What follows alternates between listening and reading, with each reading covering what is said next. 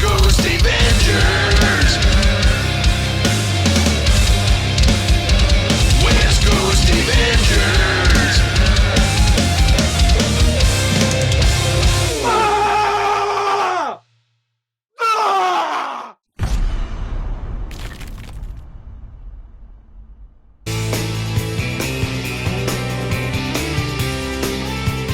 Friends, fellow King Kfabers, you might know this guy. He's the world heavyweight champion, or the world heavyweight tag team champion of YouTube, the author, creator of Hulk Grand Design, Street Angel, Plain Janes, and one of the most likable human beings involved in comic books. Ladies and gentlemen, Jim Rugg. What an intro. That's fantastic. Hello, everybody. Well, look, I could not let you down because you guys know how to introduce people, and I would be remiss if I was doing a bad job. Well, that's a great job, and thank you, because I actually think my intros are often lacking compared to a few podcasts that I listen to. Like, there are some out there that are just kind of like your intro right now. That was fantastic. I may need to up my intro game for Cartoonist Kayfabe future guests. Well, I'll say this. You got like the normal I haven't met you version. The next time there's going to be some graphics. There'll probably be a couple explosions. I made an intro for the con that's about 2.5 minutes long, and it's like a 90s sitcom intro. And it gets to your part, and I took a clip from you with your Hulk Grand Design original pages talking on Kayfabe, and then morphed it into Lou Ferrigno busting out of a door. Perfect. How are you today, Jim? I'm doing great. How are you? I am fantastic. I am on hour 3.5 of being live all day, and yesterday I was on for 12 hours, and I'm feeling a little loopy, but I'm feeling great. Good. That sounds like a good time to catch you. Yeah. I always think about us doing some kind of a marathon live session like you're describing, because again, I see other people do it. It's kind of interesting. I've seen it done very well at times. And it definitely seems like a challenge. If you're into, I don't know, running marathons or something, this feels like a version of that. Yeah. So, yeah. It is. Hats off to you. Thank you. And my true passion for comics is really what's driving this. It's really what I love, and I wanted to just show you. Everybody got to see, but I made a Jim Rugg wall. I love it. Yeah. I did want to ask you, kind of off the bat, the Savage Dragon funnies. How did you get involved with that? Wow. So that's a long time back. I think Michel Fife reached out to me. I was doing a different podcast at the time. I was doing Tell Me Something I Don't Know with Jason Lex, another Pittsburgh cartoonist and friend of mine. And I can't remember the exact circumstances, but we ended up collaborating on a piece. So like he drew some stuff and I drew some stuff, and we were scanning it and putting it together. So it was a very fun project. But, I've been a Dragon fan pretty much from the day I read the first issue of Savage Dragon at Image. I went into Image Comics as a fan thinking, this is the book I'm least interested in. I don't care about dragons, nothing against Eric Lorison, but he wasn't my favorite guy at that time either. And by the time I finished Savage Dragon 1, it's like, this is the book. This is my favorite Image book. When does issue 2 come out? And, for a long time was just a rabid fan. Like we often talk on Cartoonist Kayfabe, and different books or artists will come up and it'll be like, this guy had my number one, he was the champ in the Jim Rugg, pool list for a time. And Savage Dragon was the champ for a long time with me for a couple of years. And so whenever the opportunity came up to do something with Savage Dragon that was kind of like, officially a dragon book, it was a no-brainer. It was a matter of fitting it into a schedule, which is always the challenge. But yeah, it was a pretty simple thing to do. It was an opportunity, and it was like, this is a character I like. Let's try to have some fun. And it's a cool book. Every now and then when I'm cleaning up, I'll come across my copy and end up, wasting some time going back through it and kind of remembering stuff, because, with all of this stuff, and again, it goes back to Cartoonist Kayfabe, like most of the stuff we look at, they're books that I've been through before, but sometimes it's been years, decades even. And it's interesting to revisit this stuff. And I've gone down that Savage Dragon funnies book quite a few times, gone down through the rabbit hole on that one. Yeah, it's funny. I just had bought a collection from somebody that he was a big Larson and Allred fan, and it was everything Savage Dragon. So that book was in there. I had never seen it before. And it kind of like, it's one of those things that I admire about Larson and the ability for him to like say, okay, here's here, take him, do what you want with him. And nobody from Image ever really did that.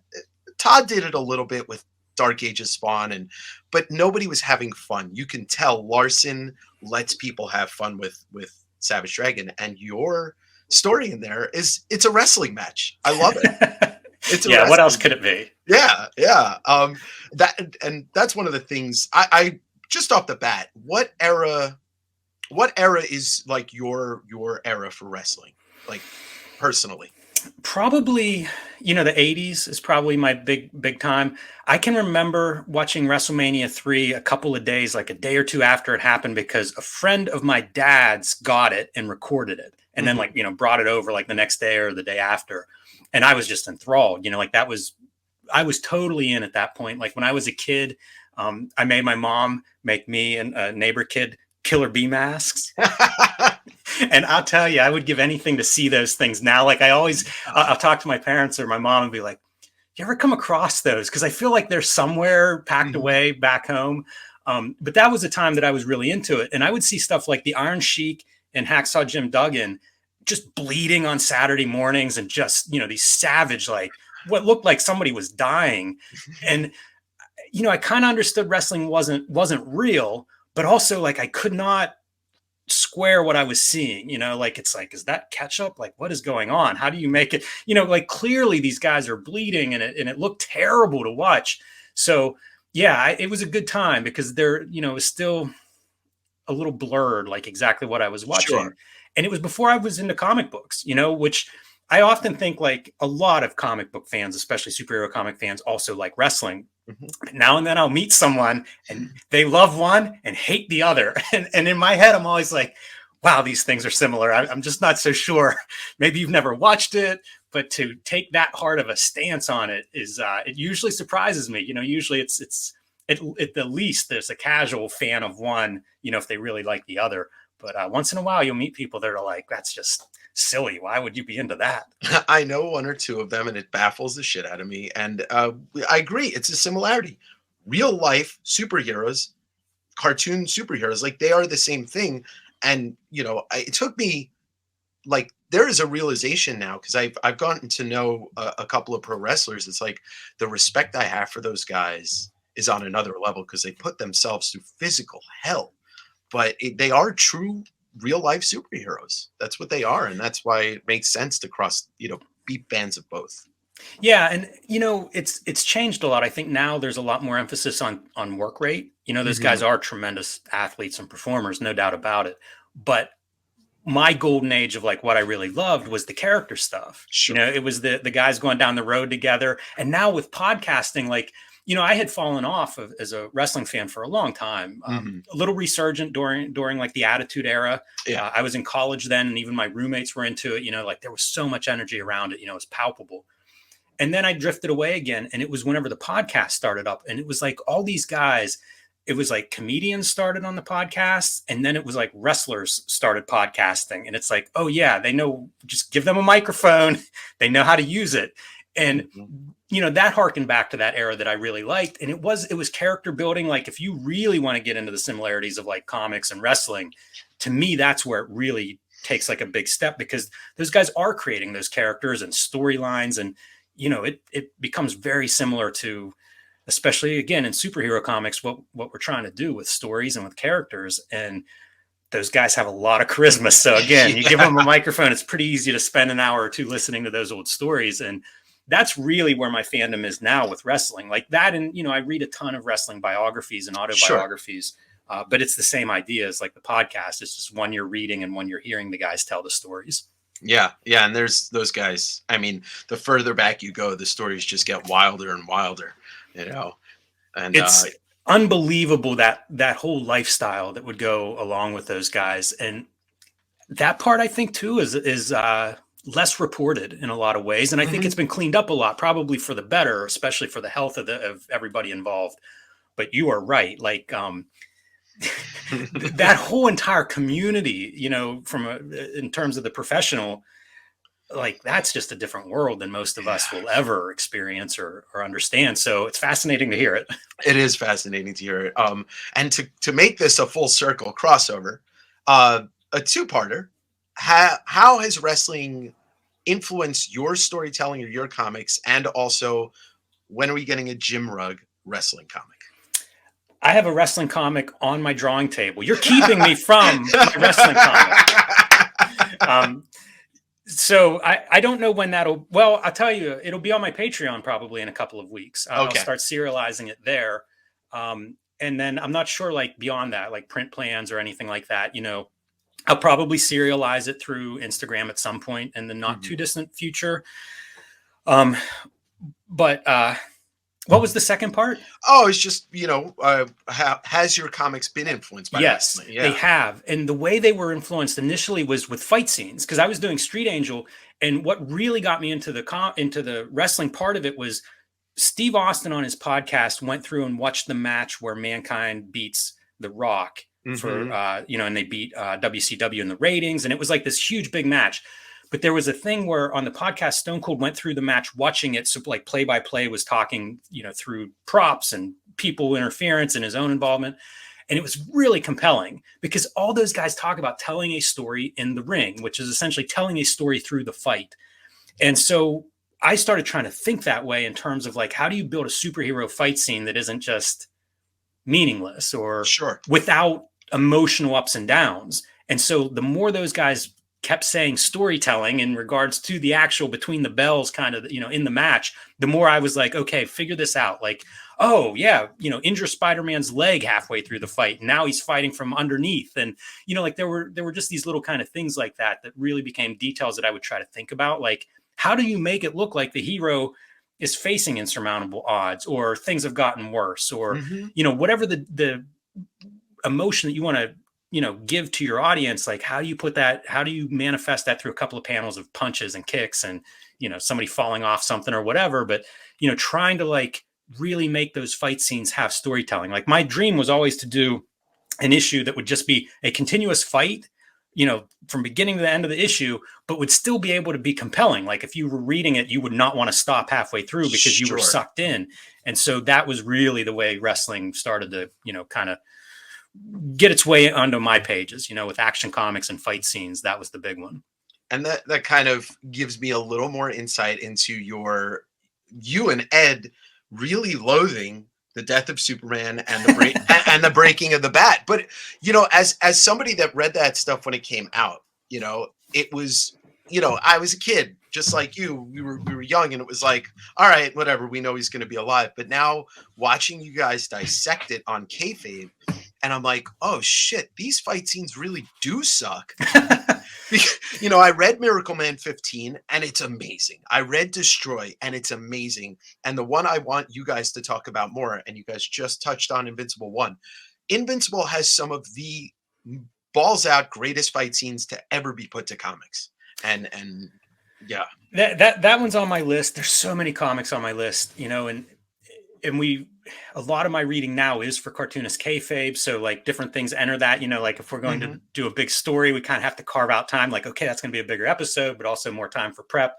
So Invincible is one of those books that's definitely on my list. I've heard so much good stuff about it. And I've heard, and I've read some of it. I've read enough of it and seen enough of it to know like, yeah, this is a really nice looking book. I just need to, find that time in the schedule and sit down with it. Sure. And I've heard of some of the savage fights that are in there. So yeah, I'm eager to take a look at that and see some of those fight scenes. It does exactly what you've talked about before. It gives you, there's an emotional stake involved, and you're never at a loss for wanting to keep going. You're just like, okay, I need more.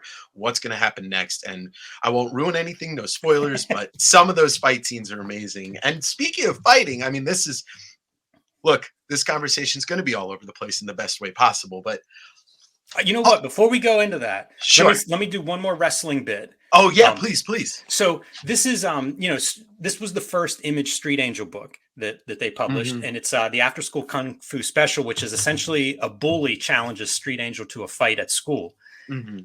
It was when I was most on this like wrestling tip of like, okay, how do I apply this storytelling? And so each scene basically reverses like who's on top. They're basically going back and forth as this fight is escalating, which is what you would see in wrestling builds, like to a big pay-per-view or to a big show is, week by week, it's like, oh, okay, the heel got the upper hand this time. what's going to happen next week. And it's this reversal. And if you read like storytelling structure, especially like in the late 90s, early 2000s, when Bendis was really kind of at the peak, he would always talk about Robert McKee's Story, which was a book on screenwriting. And the idea was reversing the values in scenes. So if your scene starts out and your hero's, feeling great, by the end of the scene, he or she should be feeling terrible. Right. And it's the idea of like, you're advancing the story because you're moving this character through kind of his or her paces.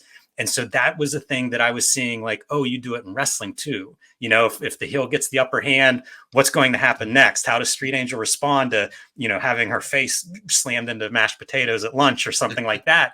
And that was really, to me, like totally the wrestling, like it's got to go back and forth as the stakes escalate to the big showdown, and hopefully within the book, the characters around her, her friends and other people in the school are sort of, responding in kind as like, oh, she's going to kill this guy or, she's in trouble. Maybe this dude really knows what he's doing. So, I think the wrestling stuff, there's a lot of crossover there too. Like I mentioned that story book by Robert McKee. And it's like, if you read any of those script writing books, they kind of, most of these how-tos, they're the same messages, like we just looked at in Wizard, the Greg Capullo drawing lessons each issue, that's where we're at in our Wizard coverage. And, he was going through and talking about how to make a page more exciting with composition, different compositional tricks, extreme close-ups and silhouettes and different angles and things. You see it in everything. If you study Alex Toth, if you study, like any of these Will Eisners, like how to build comic pages, how to tell stories through comics. I just went through, Roy Crane has like a 50-page document that he made for his assistants.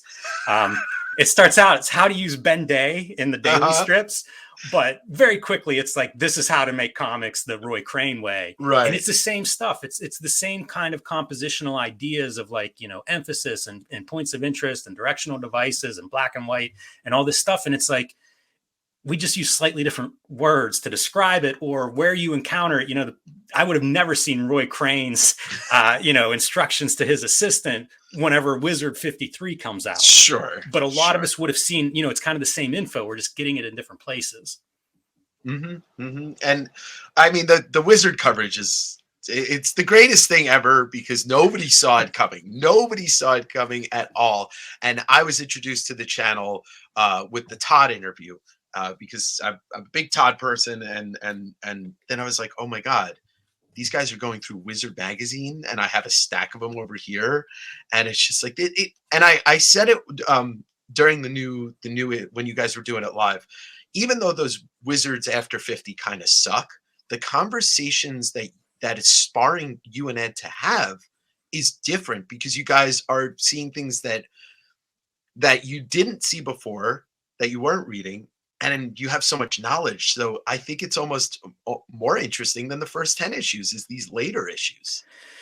It's really fascinating to me. A lot of it is a stepping off point for us to talk about that moment in comics history, which it's kind of good that we moved away from Wizard because now we can talk about what we were seeing in the Comics Journal or what we were seeing, at the local conventions or whatever we were doing in terms of participating at that time. It's just more information to kind of like bring to bear on it. And Wizard is just our timeline. Yeah.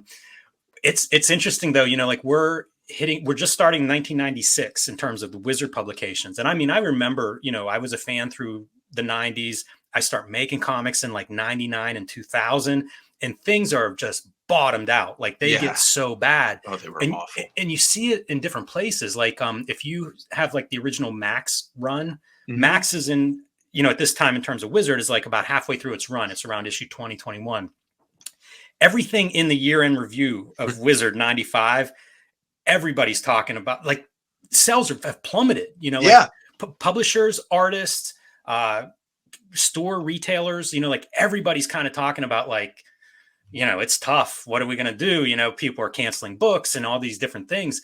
And if you read Max, it's like another couple of years where like he kept doing the Max, but he was very honest in the letters column. And you can read like, wow, like comics are maybe done, as we know them. And that's what it felt like to me, and I still remember that. So it's fun for me to see the Wizard coverage and what they're saying and what they're covering. And then when little things come up, like when Marvel decides to distribute themselves, nobody knows whenever that starts Hmm. how bad that's going to be for the industry. But we all know because we have 2020 hindsight, Sure. and Sure. you read this stuff that's like a little blip in the news report of Wizard, and you're like, this is the biggest story of the year, and they're barely covering it because they don't realize how this is going to play out yet. And Yeah. it's neat. It's neat to see it. Yeah, it was abysmal. I definitely stopped reading probably around 96, 97 when I graduated high school. But it took a push from a friend to start reading things that I had never read before. And that push, and I'm gonna gush a minute. That push is what Cartoonist Kayfabe has done for me in the biggest way since then. Like, I'm reading stuff not only did I not ever think about reading, but stuff that I just wouldn't have even have known existed. I mean, I'm lucky enough to live in the Seattle area, so I have the Fantagraphic store. So I go there and I'm just like, all right, I'll take this, this, and this. But I don't think I would have read too much Klaus if it wasn't watching you guys talk about it. And so let's move into the kayfabe talk. Did you? Okay, I know it's hindsight. So did you know when you guys started this that this would be something that you kept doing? Like, was there a plan to, like, let's do this for a year? No, there was nothing formal like that. In the very beginning, and I have the world's worst memory. So, if you ask Ed this, there may be details that I'm forgetting that were a little bit more planned. But for me personally, it was really unknown. This was, Mhm. I love podcasts. And so, like, I had stopped podcasting, and this was almost like I was looking at as this is a chance to podcast again, um, you know, with a little different technology and a Sure. video involved. But for me, that was the beginning of it, and in the long we were definitely looking at it as this is a way to promote our own work, as we're doing graphic novels and it takes forever between projects at times.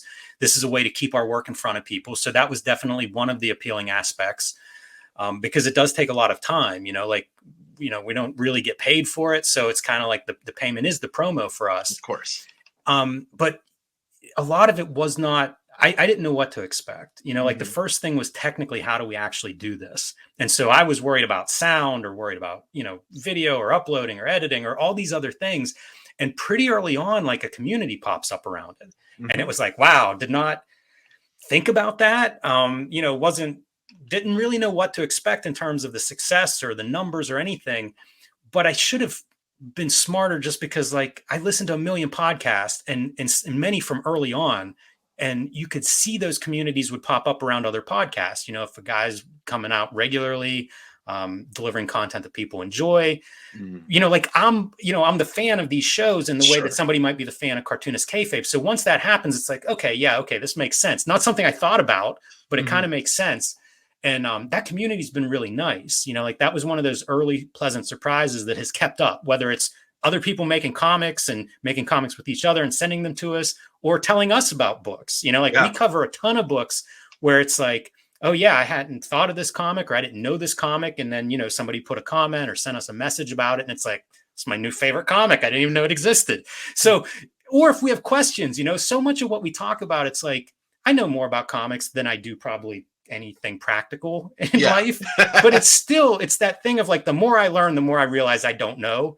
And that's Mhm. another thing that the community's really done is plugs in that knowledge base. Like if there's something we have a question about, an artist, a history, a character, a book, any of that stuff, we usually get answers pretty quickly because, the audience is there. They're interested in Yeah. comics too. They bring their own knowledge to the show. So that part's been pretty neat. But in terms of like growth or how long we would do it or anything, I don't remember having any real specific plans because it's a new venture, Yeah. who knows how it's going to actually play out. Well, you guys are closing in on 100,000 subscribers. You're at like 82K or something like that. And you just started the Patreon for the King K Favors, which I humbly and happily took part in and love my Thursday mornings. It's like the greatest thing. And we've got some people that are K Favors in here right now. Uh, but it's the community I always wanted, and it's the one that inspired me to create my own community. Is that you know comic people have always been, I don't even want to say anything insulting because I won't give that credit, but we've always been a lonelier type of person. Let's just say it that. We don't have the community. Now we do. and you guys are at the forefront. And I just want to say thank you in general, just for making this a place that we can all go. You know, Well, thanks for participating. I mean, there's no community if you're not here. yeah, So, it actually takes everybody to make that work. But I do agree with you. When I grew up in a small middle of nowhere place, no comic shop nearby. And after college, I moved to Pittsburgh, and it was like great comic shops. And that community was awesome. And when a new book would come out, like a new Dan Clowes book, it seemed like we would all read that. And that's changed a lot now with, sure, how many titles are out and how we all get our books in different ways and different timelines.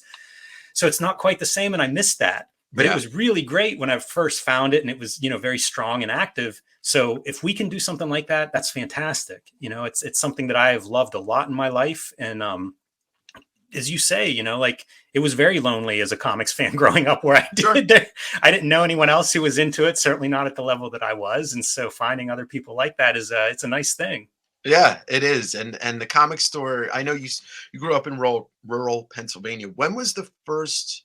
How old were you when you first found your first comic shop? First comic shop, probably 13, 14, but it wasn't a regular stop. It'd be like a place where we might go kind of out of the way for Christmas shopping or something. There was a comic shop at a mall that we would go to that was an hour away. So I might go there 2 or 3 times a year. And that wasn't a great shop. It was okay. It was great to me compared to like buying them at the magazine store or the drugstore. But it wasn't the great shops that now I get to frequent.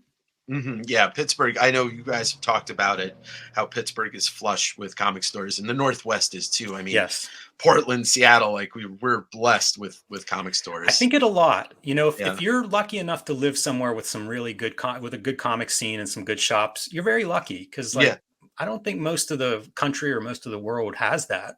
No, it's the last. I mean, the last bastion of independently owned shops would be either they'd either be comic stores or record stores in this country. There's not really much else that has the character, and the character of a comic book store is almost as endearing as the characteristics of comic books themselves. Very much. Yeah. I know you've got Copacetic. What are some of the other stores that we have Phantom of the Attic in Oakland, and Phantom of the Attic in Monroeville, and Phantom of the Attic in Parkway Center, and they're all owned by individual people. They were a chain in the 80s. What's amazing is like those are all stores that I named that are like over 40 years old, which is just remarkable. We have Ides, which is like right downtown across from our bus stop or bus station, and it's huge. It's 3 stories. They have tons of stuff. They've been there for, I think, this year might be 51 years. Wow.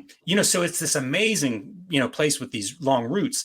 There is a chain of stores in the area called New Dimension Comics that has been operating since 1986. So, they're coming up on their 40th anniversary here soon. Trying to think. At one point, my publisher from Ad House Books, Chris Pitzer, was visiting, and of course, comics are what we have in common. Sure. And we start naming comic stores in this area, and came up with like 20. Pittsburgh Comics is a store that's on the other side of the city. That's one of the best stocked comic shops I've ever been to. So we're very lucky in terms of what's close, what you can actually go to, and pull books off the shelf and look at them. And I've bought a lot of impulse buys that way. My first artist edition was bought at Pittsburgh Comics. It was the Wally Wood artist edition. Ooh. And it was like, it looked fine online, but you don't know until you actually see one in person. And I saw it, and it was like, here's my credit card. So yeah, my wife wasn't thrilled with that one, but I couldn't resist. You guys inspired me to buy way too many artist editions, and I do the same thing. And I did it on the channel too. It was like I was starting off my new Sunday night show where it's kayfabe-esque, where I'll look through some stuff that I picked up and then just talk about comics with guests and friends. And I bought some artist editions to put them in the top-down microscope, and I was like, oh yeah, I get it. It's a revelation, man. I don't know if Scott Dumbier is the guy who figured out that format, because I think Art Spiegelman did Binky Brown with McSweeney's first, maybe. But I don't know the order of how this stuff came out. But sure. Whoever gets credit for that, genius. Think of how many of those books have come out now. And as far as like treasures go, I mean, as fans, I would have never expected to see comic book art at that quality it's mind blowing. Like I often say, like, this is the Absolutely. proof we're living in the Matrix, you know? It's true. And it's my True. Matrix. Yeah, So yeah. The Todd Spider-Man edition that came out a couple months ago. Holy shit! Like, that's that book is half a billion. I don't know, $300 million worth of artwork, and you get to look at it as if it was there in front of you.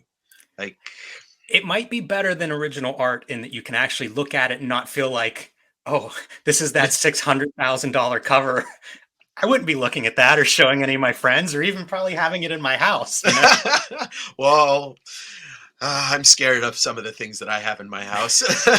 I actually recently just got a Marvel Spotlight 6-page Plug second Ghost Rider appearance Wow. transformation. It's at Heritage right now. I have no business owning it. I'm going to sell it. That's a piece. Yeah, yeah, but it's one of those things, and I actually wanted to ask you: do you collect? Do you? I know you keep a lot of your work, right? You have most of your original work. Do you collect pages from other people? Do you ever do trades with other artists? I've done some trades, not very much, Hmm. either because, and I've heard other people say this, like it's kind of weird. Like I feel funny if I'm like, oh, do you want to trade art? Like, um, but I do hold on to most of my art, Yeah, I don't buy a lot of original art, and it's one of my regrets. yeah, Ed and I yeah. have talked a lot about both passing up From Hell pages when they were like $60. Whew. And, if I would have been buying one page at every show I ever attended, it'd be remarkable the collection that I could have. But I have Mm. a couple of things here and there. Trying to think of what would be a standout, and I really don't know. Like on my wall, I have some Pharaoh Dalrymple Right. stuff, and he's somebody I've traded with. Like we've been friends. I have a Roger Langridge page. Um, You got your Sienkiewicz poster. I do. The Sienkiewicz poster is a something I cherish, but not a ton of original art, Yeah. unfortunately.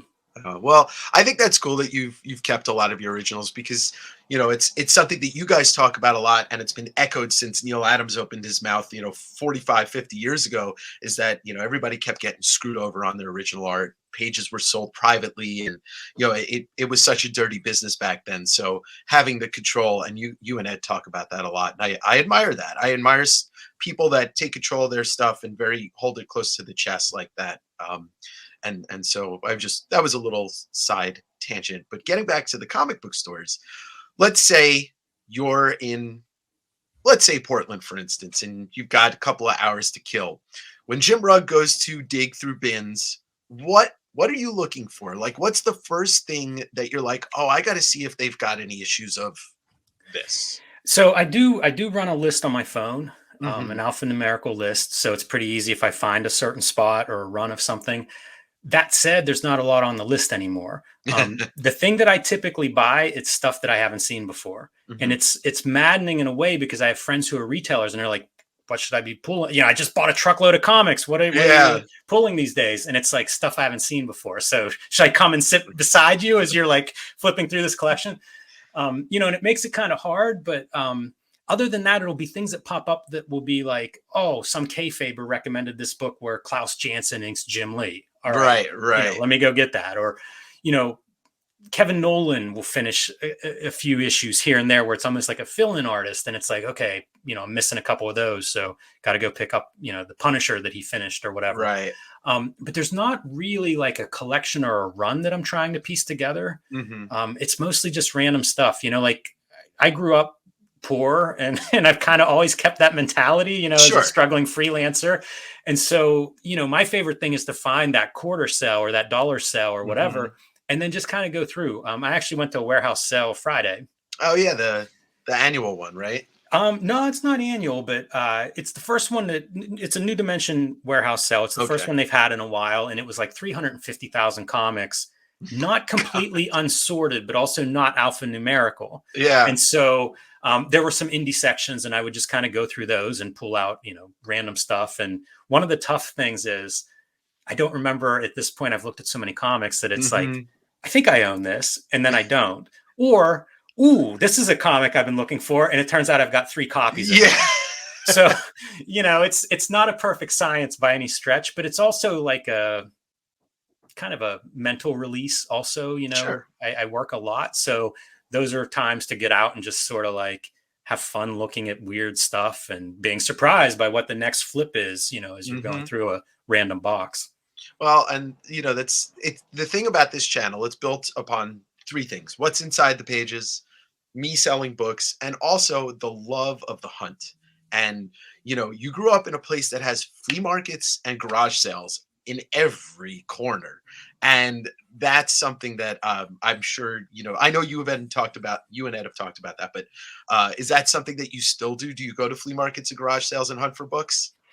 If I go to them, I'm certainly looking. Sure. I don't always find stuff, and sometimes it's not very good. But I don't. The flea markets aren't the same as they used to be. Right. Right. And with comics, because they've become sort of valuable and more accepted, I guess. I think people, when they find comics in their attic, or their son moves away and leaves his collection, I think they kind of know, like, find the comic store or put them on eBay, or get a price guide and try to sell them for the most money, as if they're like 9.8s instead of yellow coverless versions.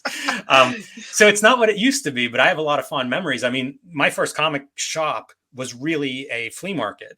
And I mean, almost literally, because there was a guy there that would deal, comics specifically, and he knew what he was doing and had good selections and would get new stuff. And I bought a lot of Image comics there, because even though I did have some access to comic shops, this place was closer. And, it was just easy to go there each week and grab some new stuff. It was the first time that I got into Frank Miller, was from that guy, because I pulled out the Dark Knight Returns based solely on, I don't know what this is, but these covers look amazing. And he priced it out for me, and it was like $100, or something, for the first printings of all 4 issues. I'm like, what? I don't understand. I can't pay that. And he gave me Ronin #1. And I came home and was like, that's it. I'm a Frank Miller, like everything Frank Miller, and got some really lucky breaks. Like, I traded some of the early Rob Liefeld New Mutants for a run of Frank Miller Daredevils. And that was about the time that Miller was coming back to comics after being away for 4 years. So, it really was like a comic shop, even though it was just a table at the flea market. I mean, you'd be surprised these days. I've found some books that would blow your mind in a collection that I bought for $100. I pulled out an Amazing Spider-Man 129 out of a box of $100 comics. So it's you always have to look. Yeah, it's that's part of the fun of comics too. You talk about the hunt, and it took me 3 years to complete that Ronin collection, and that was really the hunt. Like, now it's kind of like my comic shop or eBay or wherever. And that's all right. If you're really looking for something, it's nice to be able to find it relatively easily and affordably. But the hunt was a big thing back in the day. Like, I would hear about Crumb and Kirby, and it's like the only time I'd really get access is maybe once or twice a year. I'd get to a comic convention, like a hotel con. Sure. And it was like what I could find and what I could afford, And I always say that's why, like, the 70s Kirby stuff is so, with our generation, it's so revered, because I would buy that stuff from under the tables out of quarter boxes and 50-cent bins, while the guy selling it to me was telling me how they were lousy, and it's the Fantastic Four is the Kirby that you want. It's sure. Like, well, I can't afford that, but I can afford this. And, then it becomes our generation. Mike Royer is our favorite Kirby inker as a result. He's amazing. He's absolutely. Amazing, absolutely.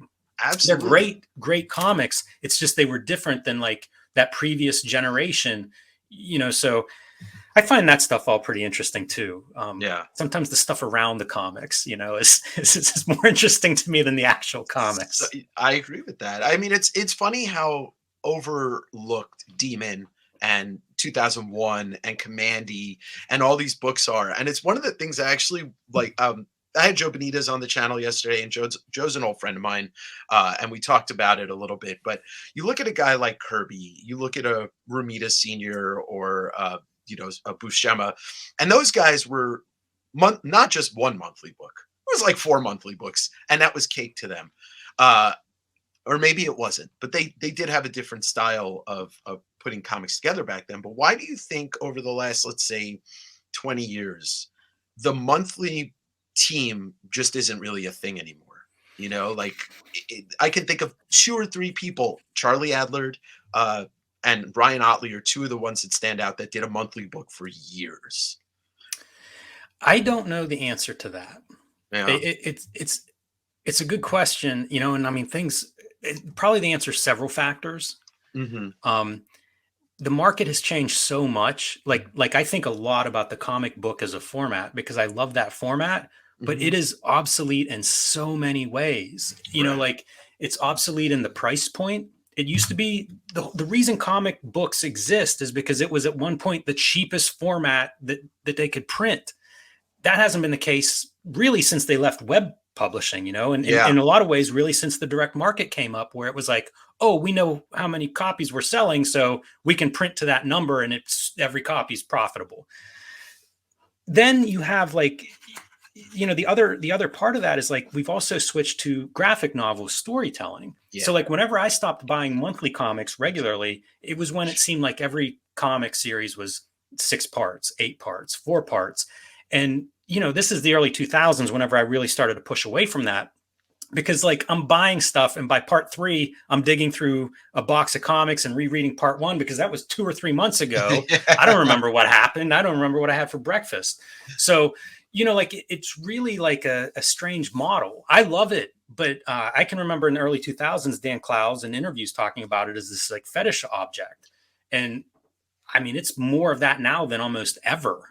So it's a strange business in that way. And, It is. the fact that the creative teams have also kind of migrated away from that model, it's Mm-hmm. just one more example of like, I don't know. I don't know what that format is. And that said, like I'm planning to do a comic book, so I love the format, but I do think that the majority of the industry is not set up to support that format, but we No. still keep it going. And, for you could do the same question as to why do we keep it going, and there's like Mm-hmm. retailer incentive for those things to come out weekly and to get kind of that little piece each week.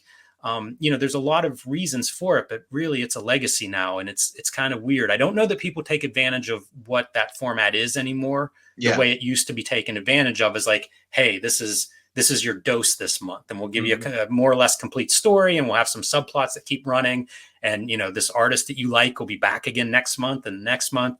Um, you know, for whatever reasons, things change, and everything does. So you just kind of have to buy back issues or kind of like roll with how they change. I mean there's still a ton of comics coming out. It's just a little different experience than it used to be. Sure. And Image, Dark Horse, they still carry the torch of doing some of the stuff that nobody else will. I mean, Kirkman is one of the big reasons for that. And I think he does not get the amount of respect. Like he saved comics almost single-handedly. Yeah, it's very interesting. He's a very fascinating guy in Yeah. American comics for sure. Yeah, and I think his inspiration comes from a lot of manga, and that's one of the things. And you guys talk about it. I know it's big on Ed's plate, but you talk about it a lot as manga. It's one of the things that I set for my goals this year is to read more of it, is to get into it because it's taking over the world as the main comic form. Anytime I go anywhere, I try to find comic book stores. And so like Hmm. I've looked at stores in Ireland and Italy last summer. I was there, and like manga's dominant everywhere. It's not Yeah, just here or Japan. Like it's yeah, everywhere. If there's a comic book store, chances are there's a lot of manga there. And I've seen stores where that's all that's there. So hmm, um, it's amazing, and it's funny because like comics, I think about. I try not to get into the language of comics much. I don't care if you call them graphic novels or comic books sure. or cartoons or whatever. If I understand what you're saying, we're good. Let's keep moving. But when I think of comics, like if you think of like the Far Side as Hmm. comics, and then you think of Spider-Man, Amazing Spider-Man issue as comics, and then like manga as comics, like they're almost 3 different art forms. One There's hundred percent. overlap, but still they're so different from one another. And that part's bizarre, like it all falls under this umbrella of comics, but also like it's a lot of range. It is like Far Side is supposed. It's literally done in 3 seconds. You have to get the point across like that.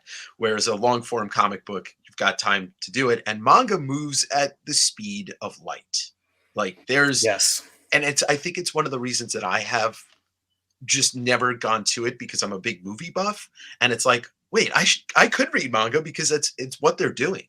It you know. Yeah. And I think Well, I don't know this to be true, but it wouldn't surprise me if some of manga's popularity is based on just how fast we are with information now. Mm-hmm. It seems I like can it's been see that. accelerating my whole life. And in the last 20 years, we've gotten to a point where it is just like as much information as you can communicate in, seconds. And manga certainly is something of a master form of that, especially in Mm-hmm. the comics language. Yeah, yeah. And one of the things, I'm waiting. I have this weird collecting mentality. I want all the single issues of Akira, and then I want to read it as it is in the single issue format. But I love the movie, so you know. I tell you, I don't know that that's the best format. And also, man, it's hard to get those late issues. Good luck. I know. But it's so good. Like it's so good in black and white. And Yeah. I love Steve Olaf's coloring and man, his color guides. If you ever get a chance to see some of those works of art, but like that's a work that it's kind of perfect in those Tankobon collection. Well, I don't know if they're called Tankobon, but the big collections. Yeah, yeah. And it's a beautiful series. So weirdly, I don't know if single issues is the prime way to read that work. Sure. I mean, that was kind of that awkward, like, how do we bring manga to a US audience? Right. That stuff I find fascinating. The 80s manga in the US, it's so interesting. Like, and then when somebody finally decided, like, let's not flip it, and it was like mind blowing that you would take this, you could never publish this without flipping it, and of course its popularity just continues to accelerate. It's not stopping. Yeah. Not. And so it's something, it's one of those things that's on my list to kind of get to this year. The one that'll be a fun one. Yeah. I wish you well in that. That's a book I'm happy to recommend to people. I've got the first 3 volumes of Dragon Ball sitting on my floor that I just got in a collection. So it's like, oh, this is one of the most easily digestible, pieces of manga that exists.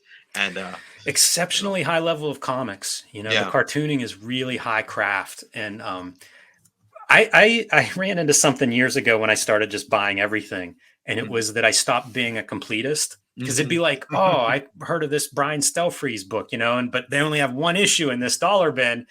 And I actually think it made my life better when I stopped being the completist. So, with something like Dragon Ball, man, that's a commitment. If you just let yourself read, the book you have or the first book or something, you can have a lot of fun with those comics and kind of dip in and out of them. Because I don't know, it's like 30 volumes. It's massive. I'm definitely not touching that. It's the first 3 are there. I'm going to read the first 3. I mean, it's kind of what I did with pieces of 8-Ball and Klaus's work. I just read for the first time Velvet Glove Cast in Iron, and oh, holy shit. Like, he's phenomenal. Like he's one of those guys that occupied my top spot for a long time. And, for people that are watching this, I would say if you love like Alan Moore's writing, Klaus is an exceptional, extraordinary writer.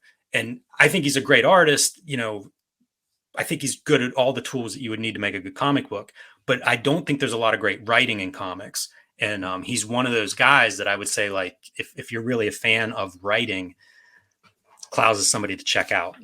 Yeah. And I would add on to that, if you're a fan of David Lynch, Klaus and Lynch, it's just one of those things. I love David Lynch. And when I read Klaus, I think in terms of like, this is in that abstract kind of, there's a quote on the back of the Velvet Glove that says like, it's a mess, but it's beautiful. Like, tell me the narrative of that story and I'll be like, okay, thank you. Cause I don't know what the narrative is, but it's exceptionally good writing. And, the art it's on its own level. And he's a singular talent. Yeah. Yeah, he really is. Speaking of arts, I do want to bust into this because for anybody that hasn't seen this, the Hulk Grand Design came out last year in single issue format, 2 issues. But what we were all waiting for is this giant size treasury edition. And Jim, let me just say, as somebody that does not have an eye for design, but does understand what it is, this is the greatest thing that Marvel Comics has ever let anybody put out. Yeah, thank you. I'm out. I mean, seriously, like I read this when I first got it, and then I sat down last week without anything going on. Like I was extremely relaxed. I focused completely on this. how, and I heard you talk about this in multiple interviews, talking about how they pretty much were hands off. How does that even work in 2022 with Marvel Comics? Well, I'm speculating here, but I think everybody is just stretched so thin that as long as you don't cause a major problem, you can find some freedom there. Right. I joke a little bit. I talked to the editors early in the process. I wasn't sure what to expect either, and they kind Mhm. of were very upfront with me with like, "Hey, we recognize these books are done differently. It's Mhm. one person doing everything compared to their usual system of a team." And with that in mind, it was like, here are deadlines, we're here if you need something. Right. And I would just be turning in pages regularly, and maybe if I had questions or notes or wanted feedback, I would include that. But as it went on, it just, they probably saw what I was turning in. I didn't do anything outrageous or cross any lines. Sure. And so it was probably a matter of trust too, building. I'm sure if I'd have done something outlandish, they might have been a little more hands-on. Yeah. And I mean, they were seeing the pages too as I was finishing them, so it's not like I did this in a vacuum and then was just like, here you go. So it's nice that they let me basically go, but I think if I had gone off the rails, they wouldn't have let me go. I wasn't doing this without them seeing it. But they were very upfront early on, and encouraging in that way to like, this is your book, like, go do your thing. Like, you're here based on the comics you made up to this point, and let's see what you do with the Hulk. And I was excited to do it. Like, I treated that stuff as seriously as I could, and I'm glad to hear your reaction to the book. It's definitely what I was going for. Well, it gives, and in terms of Marvel, we all know that they're owned by the mouse, and the mouse is overseer of everything. But what I hope it does, I hope it gives Marvel a wake up call, because between you and Tom and Ed doing the three grand designs and this one being literally in your face bright, you walk into a comic store, and most comic stores that ordered this did exactly what you wanted them to do. They put it in front. It looks completely, and to use one of the words that you guys love to say, divorced from everything in the goddamn shop. That it's just like, what if Marvel keeps doing this? Like, what if we get Jim Mahfood to do Avengers Grand Design or something like that?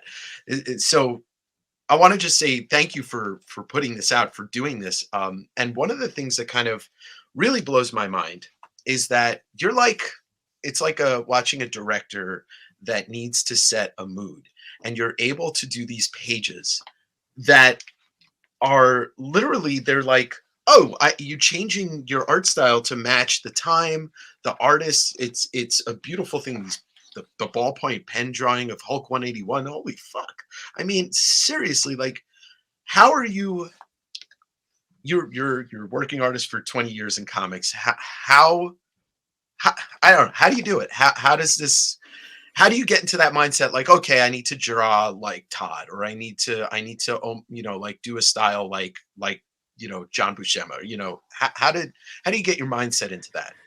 Um, One, I reread all those comics several times. So, Mhm. I had my outline, and whenever it was time to like, okay, I would do one complete page at a time. I was thinking of them almost like Sunday pages or something. Sure.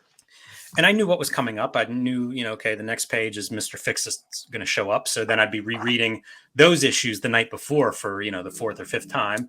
Hmm. But whenever you talk about like, channel Todd, channel John Buscema, channel, whatever artist, like, that's how I started drawing comics, was literally copying these names that you're saying. Sure. And Hulk was one of those early characters. Yeah, that's one of my favorites. Because, Hulk, like, early on, I found those pages that are reprinted in there of like all the different Hulk versions by different artists. Hmm. And I was following artists, like, that was such an illustration to me of like Todd McFarlane, love him, draws different than Jack Kirby, love him, draws different than Sal Buscema, and that was just always kind of, I don't know. A lot of artists learn to draw based on looking at other artists. Even like fine artists, you'll see them in museums where their students are set up and they're copying masters. So, it's that same mentality in a weird way. Like, maybe that's the easiest thing to do. Although I've been looking at, we're going to do Madman #3 by Mike Allred, which is like yeah. him doing homages and different styles and even trying tools and things. And, you know, he talks about it in the issue where he's like going through 100 or so different artists and how he thought it was going to be easy and fun. And it turned out to be very fun, but not so easy. And, you know, so maybe it's not easier, but it is definitely something that I think a lot of artists, we look at each other's styles, you know, and if Sure. there's something we love, you know, we try it out, or we try to figure out like, how did they figure out to do that differently, or that technique? And, you know, when people start out, often you'll see like, oh, this artist is lifting Mike Mignola, you know, he has 2 or 3 influences, they're on his sleeve or on his page. But as you go through, like, I have 150,000 influences at this point. And if you knew, you know, if you hardwired into my brain, we could go through panel by panel of everything I've ever done. And we could point out that hand's a Larry Stroman hand, you know, that's a Dan Clowes tooth, that's somebody's eye. But once you have that many kind of pieces in there rolling around, inevitably, and add a deadline, that's how you get your style. The deadline's important to that part, you know, when you don't have time to redraw it over and over. But that was really a big part for the Hulk grand design for me, was those artists. So it was important to me to like channel those guys, you know, reference their styles, because that's really a big part of what defines the Hulk as a comic book character, are those artists. And I wanted to shine a spotlight on them. You know, it's one of the bad parts of Marvel DC Comics is really how the talent has been treated historically. It's a lot better now than it used to be.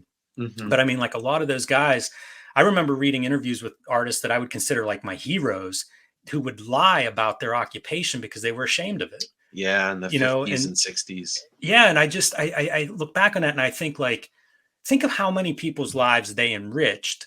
But for whatever reason, you know, they had a stigma against that. You know, like a lot of them, I think, went through life and they didn't have the chance to really, like, I don't know, take a bow, get their flowers, you know, whatever the expression is.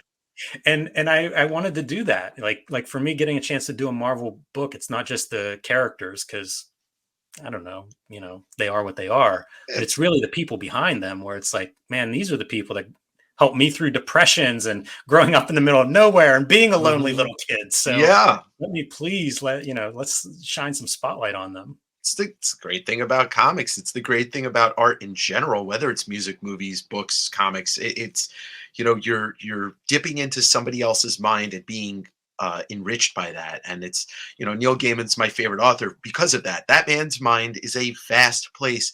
I do not understand it, and I'm so glad I get to live at the time where he lives. And so, you know, with this, it's like, you know, I was never a Hulk fan growing up. I like the Hulk. I love Bill Bixby and Lou Ferrigno and all that. My introduction to the Hulk would be Keown, and I wasn't totally into that.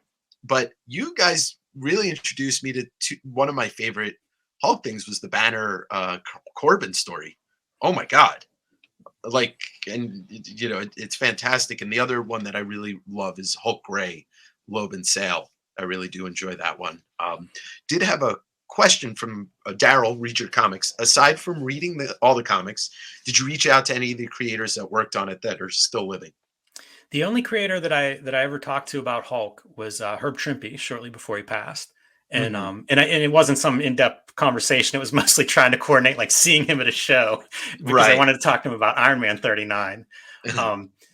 So no, I did not. I'm trying to think if I've talked to anybody, any of the talent. But I think the answer is no. You know, I've talked to some of those guys, but it's more of a random, like, we're at the same show, as opposed to like, can I ask you about your Hulk history? That's a good question. And, you know, it probably wouldn't have been a bad idea. But also, I've read enough interviews with these guys too. As you go back in time, like, talk about it being a job. You know, like I don't know that these guys really looked at it as more than, the deadline is such a big thing for the history of like the Marvel comics or DC comics. That stuff is so deadline is it. And everything else is kind of second nature. And that's a weird thing as a reader. You know, it's not something we're supposed to really see. It's kind of like that's the peek behind the curtain. Sure. But historically, that's really what it was. And I think that's how those guys looked at it, at least until royalties show up in the early 80s. And then all of a sudden, the book you're drawing matters a little bit more than just having a page rate.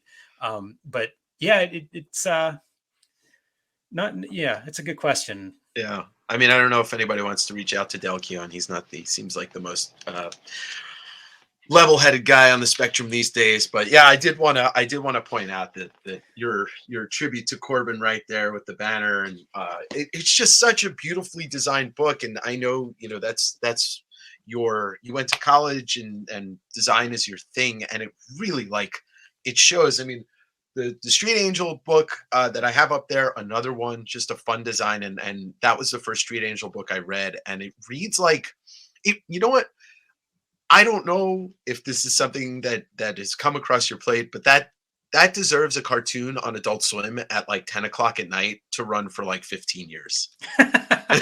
Well, talk to your adult friend people, and let's get that going. Yeah. Like, it's another thing that I love about reading Street Angel is just the flow of it. It's there's no point where you're just like, I don't want to flip the next. I do. I want to flip the next page, but I want to look at it, and then I want to be like, get into it. It's got such a good flow to it. And then this came along, and it's just, I really hope that this inspires Marvel to let more people to have the creativity that they have, and free reign. I mean, the last good era of Marvel in my eyes is the early Quesada era, and you're a part of that with you had a piece in one of the Strange Tales books, right? I had a couple of stories in there, yeah, because I did one. I did my first Strange Tales story, and all of this stuff comes this way. We're bringing in indie creators. You can do whatever you want. So I did a story, and it made it into like the Society of Illustrators show and stuff, and I had to get permission from Marvel to like exhibit it there. Which must have been above my editor. And it was Joe Quesada was like, no, we're not running that story. You're not showing that story. So I got to do another story, and it was not as easy to get the second one approved. Wow. Because I wanted to do the Spider-Man story where it's essentially Peter Parker beating up the Vulture at a retirement home. And they're like, we can't have because my style kind of looks like a legitimate Marvel comic. Sure, like, we can't have Spider-Man beating up an old man in front of a bunch of old people. And it kind of bummed me out because it was a funny story, I think. But eventually, like my story that they didn't want to show, they ended up printing it. So it was weird, but I got to do two. So in the end, it was very fun. But it's when someone tells you can do anything as an artist, like, you want to make them change their mind. Yeah, you want to make them regret. It's like a game of chicken, right? Yeah. Like, oh, you're going to let me do anything? Let's see about that. So, it's a bit of a challenge. Yeah. And I don't know that I crossed too many lines there, but apparently there was a little controversy. Trying to think on the timeline, was it before or after Peter Baggs' megalomaniacal Spider-Man? Because that book, holy shit! The fact that book exists, that's a great comic. It really is. Every time I see it, I buy it and I give it to somebody. I'm like, you may be a Spider-Man fan. You're either going to love or hate this book completely. Yeah, it was about that time because he ended up doing a Hulk story that was in one of those Strange Tales collections. So it was all around that time. Yeah. Somebody said, is Jim Rugg a pen name and Brian Maruka his real name? No, this is me, and I'm not Brian Maruka. So I know he's your writing partner and co-creator of Street Angel. The two of you, I understand you were co-workers and then became comic creators together. Yes, yeah, we worked for an engineering company, but we worked in their marketing department, so a little bit outside of the main what the company did. And we were about the same age. We were hired about the same time. And, we're in this company of engineers that are all older than us. And so we just got along. And he was a technical writer. And so I'm making comics and self-publishing them. And I see his writing from time to time. And I'm like, oh, he's a good writer. You got to read my script. You got to read this comic. And pretty soon that turns into us emailing back and forth ideas. And it's just very organically developed. But it's nice to have that. I don't often work with an editor. So Sure. In a lot of ways, having a writing partner is that editor, so that's awesome. And it also helps the longer you work with somebody, the more you kind of get to trust them over time. So it's nice to have that as well. That's awesome. And also happy 20th anniversary to Street Angel this year. Got that big collection coming out in next month. I think it's actually July. Because, well, Comics. Doesn't matter why. Yeah, exactly. Production. Yeah. But yeah, getting back to that Marvel era, I can't get enough of that. you guys have introduced me to a lot of stuff that I didn't know. I read a lot of it as it came out, like the Wolverine Punisher shotgun to the face story. Like they let Garth Ennis and Mark Miller just reign free, and we are so good for that because we get, you Yeah. know, Yeah, 100%. And whenever you talk about like hopefully they'll do more stuff like Hulk Grand Design, that was my big thing too. Like I felt like once I got that opportunity, the worst thing that can happen is that it's the last one. yeah, yeah, Because I want to see these guys do it. We always say like Michel Fife would be the guy to do hmm Spider-Man Grand Design, in my opinion. So, I hope that they are doing more of those, and I don't know whether they are or not. I'm certainly not involved in that decision making. sure. But if they ever want to have that conference call, I'm here. There you go. But on a bigger scale, like I'm glad you mentioned like them letting Mark Miller and Garth Ennis do stuff.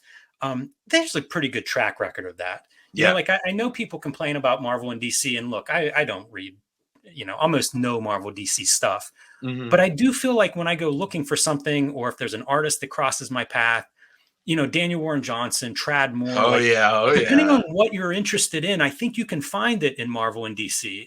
Not every book is for everyone, but that's Sure. true of everything in life. So that might be a good thing. I think they probably do better than they get credit for. But the hmm thing is, like, they publish so much stuff, like everything, 90% of everything's garbage. How hmm we define what the garbage is going to change from person to person. One man's garbage is another person's treasure. So I don't know. It's quite a challenge. Whenever I made that joke in the beginning about, these editors are stretched thin, Yeah.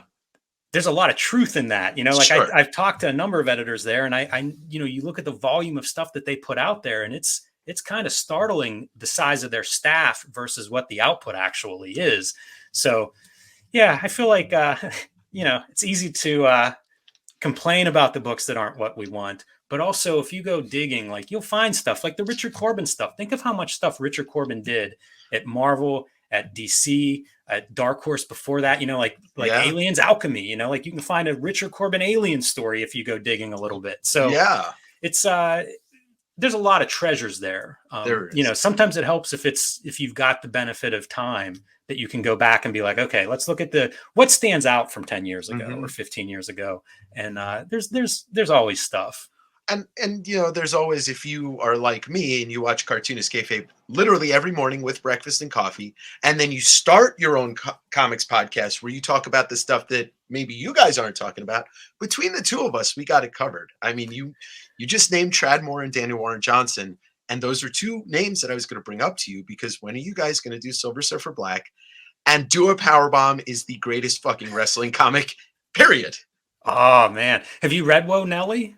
No, I have two of the three issues, and I've read the first two, but I got to read more. Los Grab the Bros. third one, man. Yeah, That's a heck of a story. Yeah, I love Do a Powerbomb too. I recently read that as a collection. I had read some of the issues, but it's the same. Keeping up with regular issues is very hard for of me. course. But yeah, I'm a fan of Daniel Warren Johnson. I'm a fan of that book, and there's probably a bunch of these artists too. I could probably keep naming people. We did a Conan Mhm. issue that was Esau Gribich, and Yeah, it was beautiful, was amazing. So yeah, like I say, depending on what you're looking for, you can probably find it if you start if you start digging around.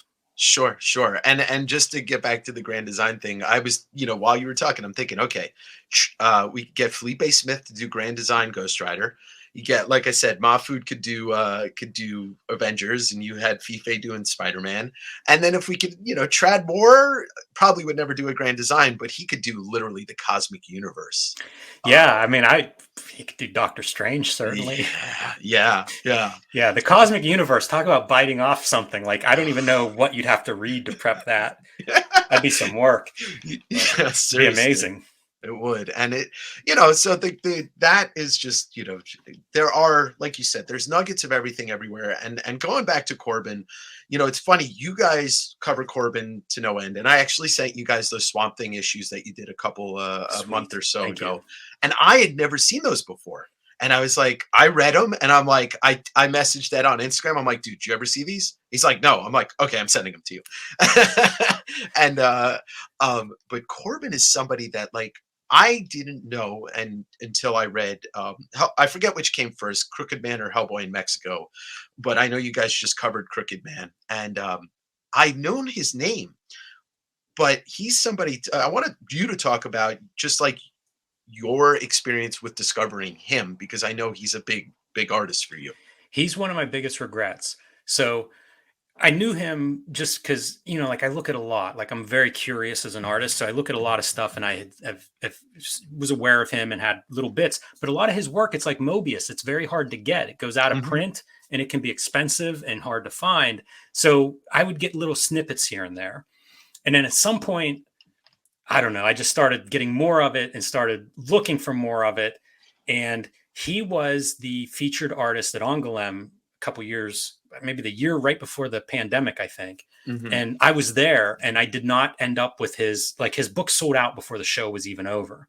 And we did cover it on Cartoonist Kayfabe because Chris Pitzer, Ad House publisher, left our table to go get a Yeah. copy. And biggest regret not getting one. That book is thousands of dollars now. Yeah. It really speaks to what Corben is. But walking through his show was like, it's one of the most singular experiences I've ever had, period. Mhm.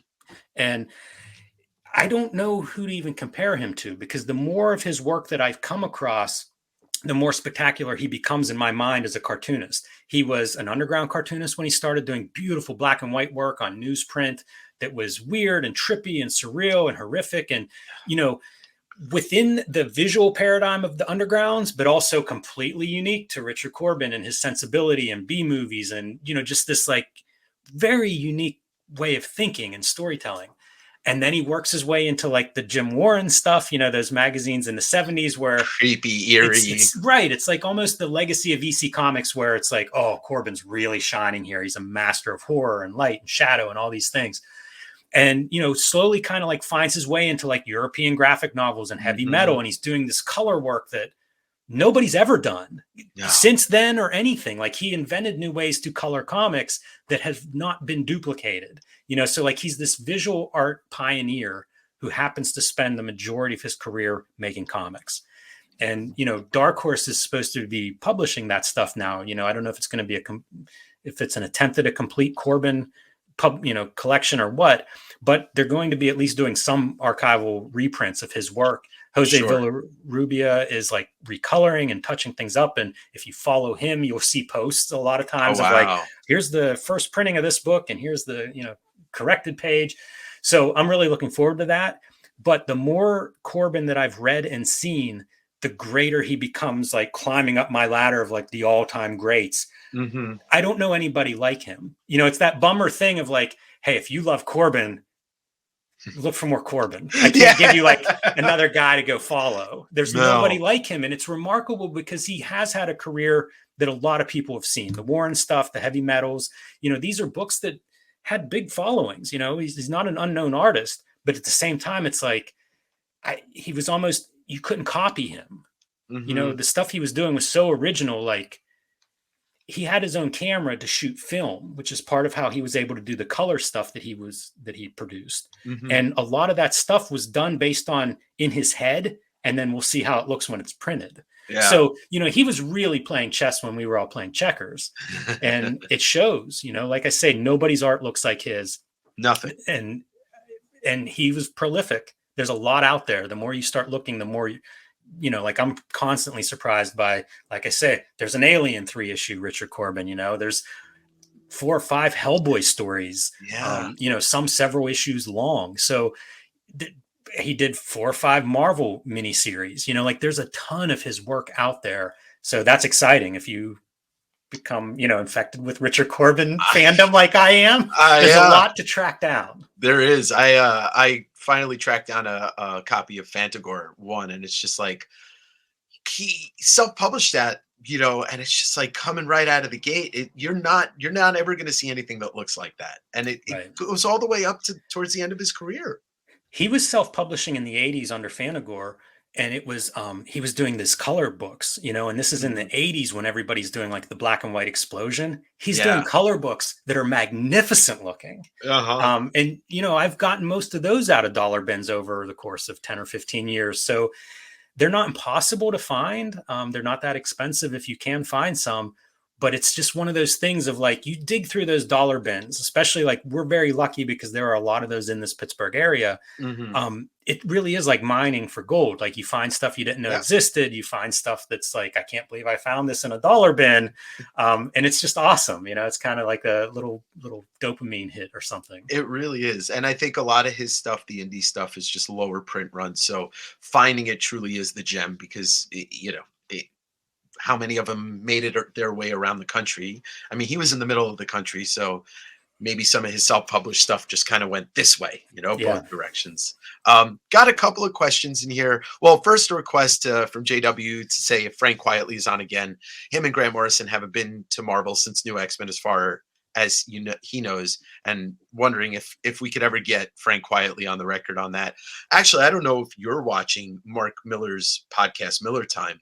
He just did like a 2.5-hour interview with Miller. With Quietly. It's hilarious because they're both Scottish. I understood them, but I can imagine you could watch that whole thing and be like, what the fuck did they just say? Yeah, that sounds amazing. And then those guys have been, boy, did I enjoy talking to both of them. They seem both very friendly. I actually reached out to Miller to be on this show, and he's like, all my free time is devoted to my podcast. He said, once I'm done interviewing my heroes, he's like, I'm ready to come on all the shows. Yeah. That'll be good. That'll be good because, doing that, his podcast probably will then give him a little bit of a different direction for like do a round of interviews where he's the guest on other people's show. But he was somebody that whenever we had him on Cartoonist Kayfabe, he's a big blockbuster mainstream kind of guy, and it's not a lot of what we cover. So I wasn't sure what to expect. And that was just a delight. He's another one of those guys. He's just a craftsman. He's so good at making comics and very good about talking about it, good about selling them and promoting them. And that makes for a good conversation. Yeah. Somebody who's eager to like, let's talk comics. Very. He is one of those guys that he knows that he's created all these blockbuster, TV and movie shows, but if it was up to him and he said it, he's like, I want to write comics when I'm done with all this TV and movie bullshit. And he's got a Superman story and he's talked about it with Jeff Johns. And I'm not a Superman person, never have been, but Red Sun's one of my favorite things. And he wrote that. So whatever he's going to do for his last Superman story, probably be fantastic. And the other question is Alan asked, he says, do you think or feel mainstream comics are even conducive for artists today? It seems to me more and more that indie outlaw comics foster this more. I mean, we touched on it a bit, but I'll say this. I don't know what mainstream comics are. Yeah. Because boy, I don't even know what a number would be for a mainstream comic now, but a top selling comic book might be 50, 60, 70,000 comics. You look at something like Dogman and like first printings are 5 million. It's I don't even know what to compare that to. It's badminton versus the NFL. Yeah. It's a joke, but we still refer to them as, mainstream. So it depends what you want to do. If your thing is you always wanted to draw Spider-Man, there's mostly one way to do that. It's interesting to see how many Marvel licenses have been extended to other publishers. Like Abrams is doing stuff. I saw Patrick McDonnell's doing an Avengers book, which is just, again, doesn't make sense with the reality that I lived in for 45 years. You know what I mean? It's so outlandish to contemplate. But I don't know, like mainstream is such a weird term, and it's always been that. As long as I've been a comics reader, the mainstream has been radioactive mutants in long underwear wrestling in an alley. I love that. There aren't a lot of places where that's mainstream. So, right. Comics are one of those. But the great thing is, in terms of like a cartoonist or a creator who's coming up, is that you have all these options. Like you could be making comics on your phone and have 30 million readers on Webtoons. And people do it, like Lore Olympus. Like I've seen people in person react to that book. So much more energetically than any other comic. So, I don't know what mainstream is, but I do know that like you can make comics now in ways that just did not exist. Yeah. And it's not like the old ways have gone away. Like you can still get to Marvel. You can still get to draw Batman if that's the goal, but you can also do so much other stuff. It used to be like, that was it. If you wanted to draw comics and you didn't want to draw Archie, figure out Spider-Man and Batman, because that was it. And now it's like, Why do them at all unless you're passionate about them, which is Yeah. great. I mean, ultimately that should end up making better comics, if you're doing Spider-Man because there's nothing you'd rather do, because you don't accidentally get to draw Spider-Man or Batman, but now you do have those options. If you're not interested in drawing those, you don't have to. Frank Miller would have never done Daredevil probably if he could have done Sin City in Yeah. 1978. So it's a great thing, like that's one of the parts why I call this golden age, because of those options. Like creators really have a lot more options now than we've ever had in comics. 100%. And there's more chances to, because, at the end of the day, you, as much as you want to create, you do have to pay the bills, because otherwise you end up like Street Angel and you're always hungry. That's right.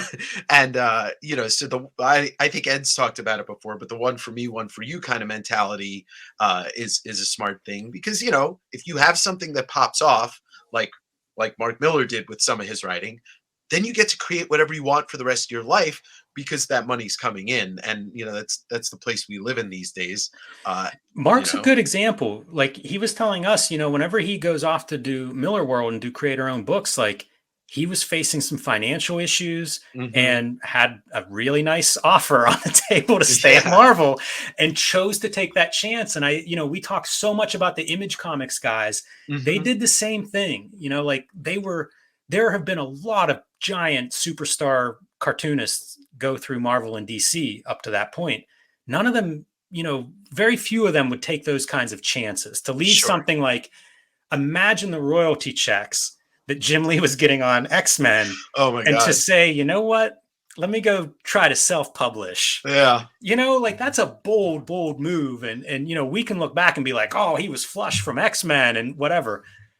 That's still a very bold move. He had a very sure thing that was working well. And, he decided to take a chance. So not everybody does that,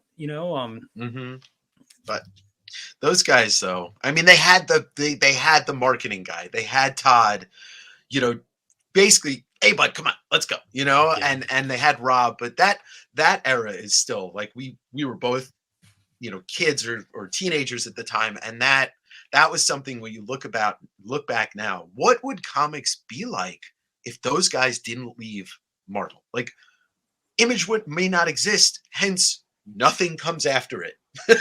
And we die in 97, and comics, die with us, There's a lot of fun what ifs like that. Yeah. But we're better off place for it, even though some of those comics were god awful.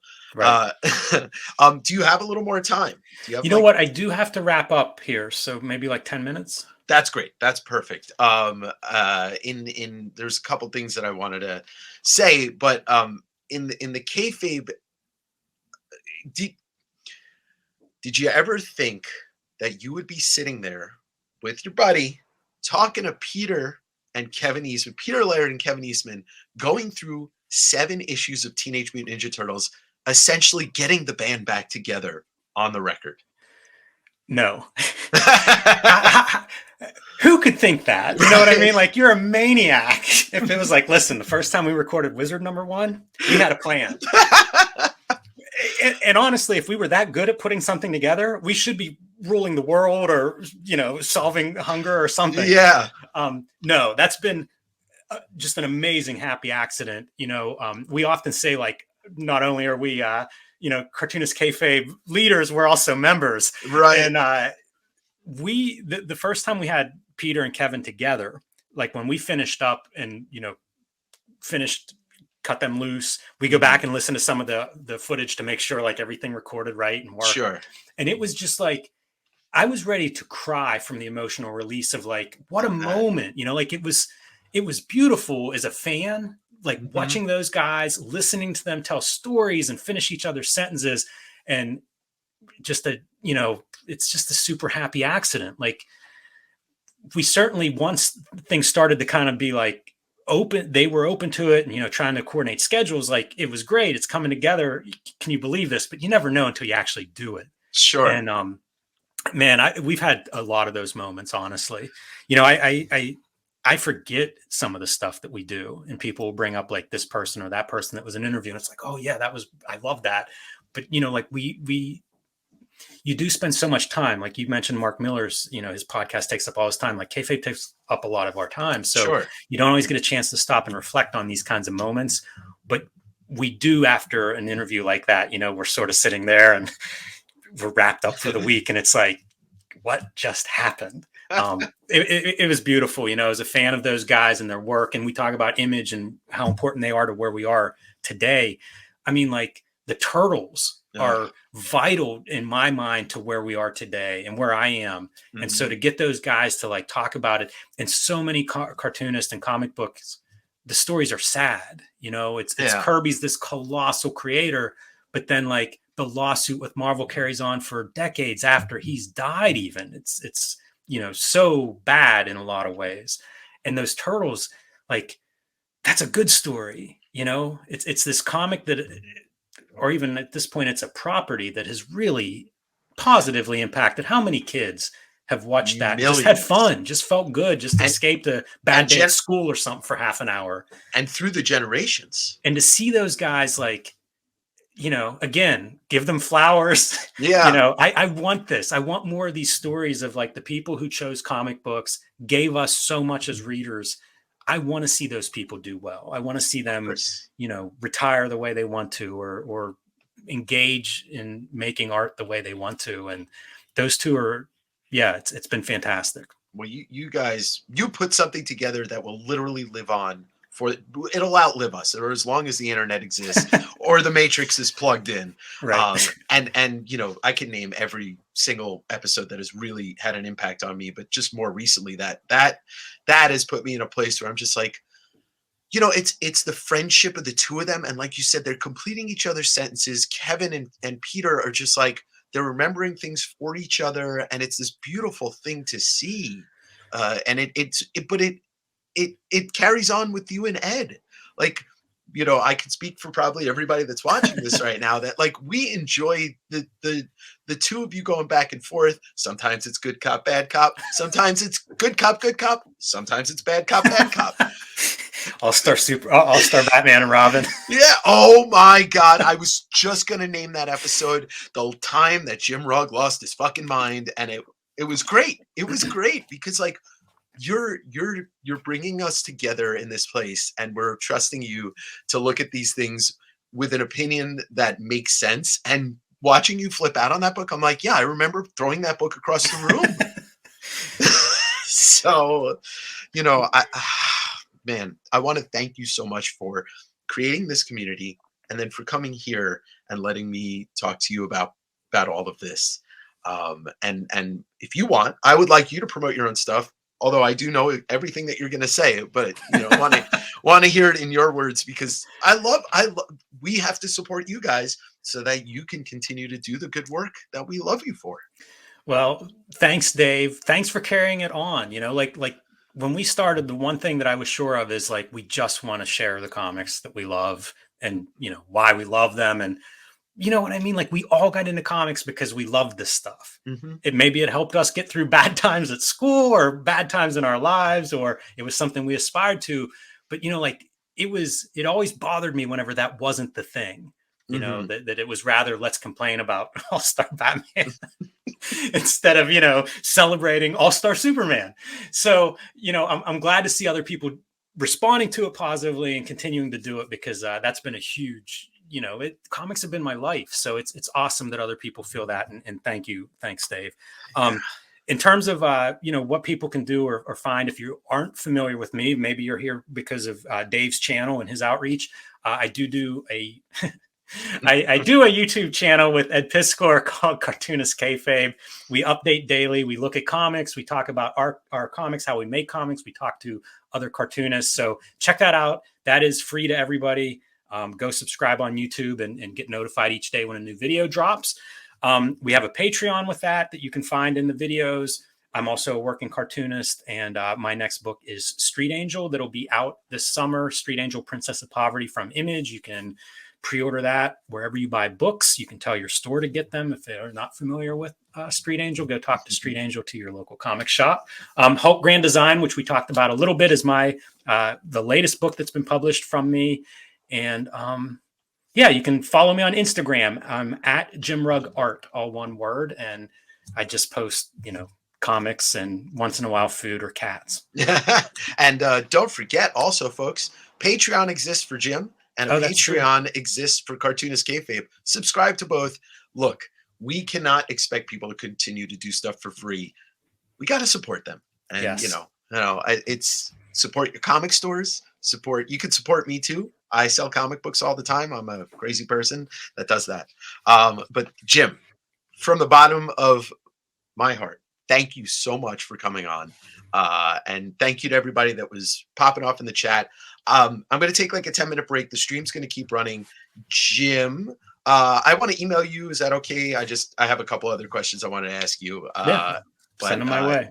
So much appreciate. And I would love to have you back on sometime, maybe for book club when we do a power bomb. I do a monthly book club on the channel live. Sounds good. And awesome. Thank you very much for having me. This has been great. And what's your marching orders? Read more comics. There we go. All right. Thank you so much, Jim. Take care, everyone. This was so much fun. Thank you to Jim Rugg for coming on the show. And I know it was all over the place, but that's the thing. It's an open door. Everybody's welcome to come back.